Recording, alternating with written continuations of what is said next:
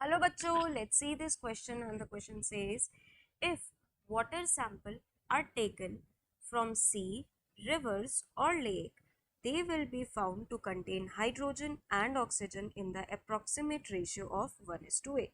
बच्चों क्वेश्चन में कह रहा है कि अगर हम पानी का सैंपल लें, एक तो सी से ले और रिवर से ले और तीसरा कहाँ से ले ले, लेक से ले ले, ठीक है।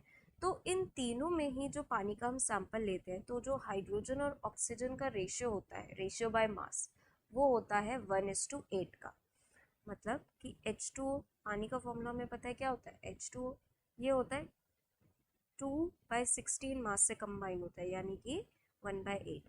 तो कहीं का भी पानी ले ले, ये रेशियो हमेशा सेम रहता है। तो ये किस लॉ के अकॉर्डिंग है? ये बात कही जा रही है लॉ ऑफ डेफिनाइट या फिर कांस्टेंट प्रोपोर्शन के अकॉर्डिंग। और इस लॉ के अकॉर्डिंग कि अगर हम कोई केमिकल कंपाउंड लेते हैं, ठीक है, कोई केमिकल कंपाउंड लेते हैं, उसके जो एलिमेंट्स होते हैं, जैसे वाटर का जो एलिमेंट है H और O, ये हमेशा एक ही सेम प्रपोर्शन बाय मास से ही कंबाइन करते हैं। तो ये इसका करेक्ट आंसर है option B, that is definite proportion. Option D none of these तो नहीं हो सकता। बात करें ऑप्शन ए और सी की, तो इसको भी एक बार हम देख लेते हैं क्या होता है। ऑप्शन ए में है law of multiple proportion. Law of multiple proportion के अकॉर्डिंग बच्चों क्या होता है कि हम कोई भी दो एलिमेंट लेते हैं, ठीक है, और उनको कंबाइन करने से दो या दो से ज़्यादा केमिकल कंपाउंड्स फॉर्म हो सकते हैं, ठीक है।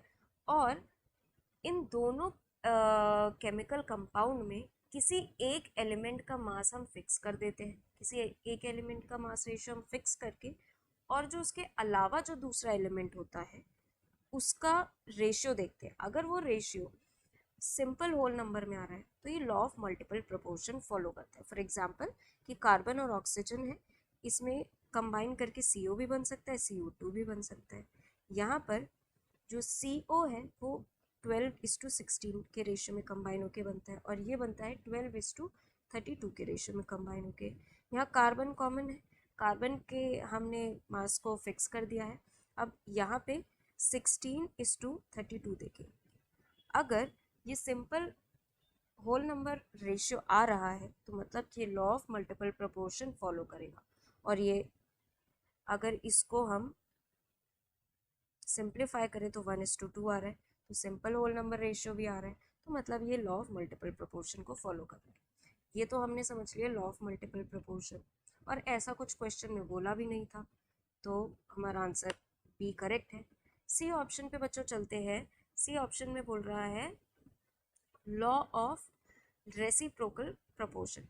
लॉ ऑफ रेसिप्रोकल प्रोपोर्शन के अकॉर्डिंग बच्चों, जो कोई भी दो सब्सटेंस है, मान लीजिए ए और बी है, जो सेपरेटली रिएक्ट करते हैं, ये मान लीजिए ये ए है, ये बी है, जो सेपरेटली रिएक्ट करते हैं किसी फिक्स्ड मास सी के साथ, किसी फिक्स्ड मास सी के साथ वो सेपरेटली रिएक्ट करते हैं, ठीक है। और जब ये रिएक्ट करते हैं, C is either simple multiple or fraction of the ratio of masses A and B when they react mutually.